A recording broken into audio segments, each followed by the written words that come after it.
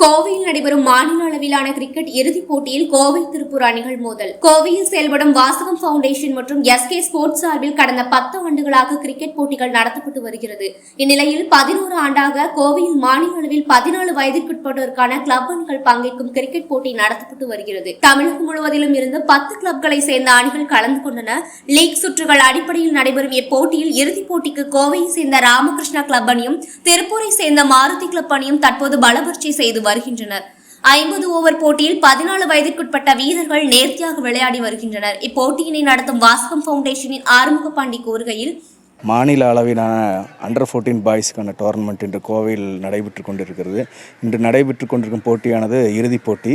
கடந்த 5-6 மாதங்காலமாக தமிழ்நாட்டில் இருக்க முக்கியமான பல கிளப் அணிகளும் பள்ளிகள் மற்றும்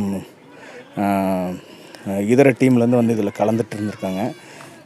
கலந்து கொண்டதில் இன்றைக்கி இறுதிப் போட்டி இது நடந்துகிட்ருக்கு. வாசகம் சோசியல் ட்ரஸ்ட்டு ஒரு 10 வருஷமாக ஸ்பான்சர்ஷிப் பண்ணி இந்த டோர்னமெண்ட் நடத்திட்டு இருக்குது.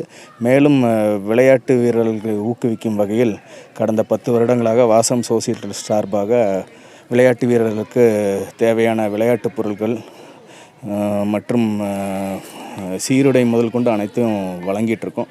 மேலும் இளைஞர்கள் விளையாட்டில் ஒரு நல்ல நிலைமைக்கு வரணுங்கிறதுக்காக நிறைய உதவிகளும் பண்ணிகிட்ருக்கோம்.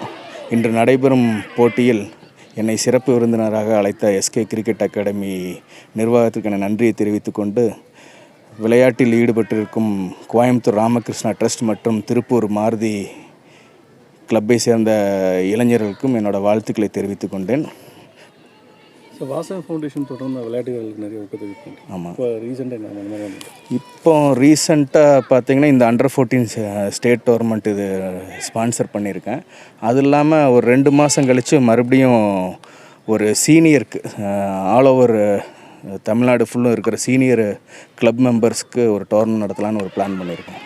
கிரிக்கெட் விளையாட்டு வீரர்களை ஊக்குவிக்கும் முயற்சியாகவும் இளம் வீரர்களை இனம் கண்டறியும் விதமாக கடந்த 10 ஆண்டுகளாக கிரிக்கெட் போட்டி நடத்தப்பட்டு வருவதாகவும் வீரர்களுக்கான விளையாட்டு உபகரணங்களை வழங்கி வருவதாகவும் தெரிவித்தார். மேலும் அடுத்த கட்டமாக இளைஞர்களுக்கான மாநில அளவிலான கிரிக்கெட் போட்டியினை நடத்த இருப்பதாகவும் தெரிவித்தார்.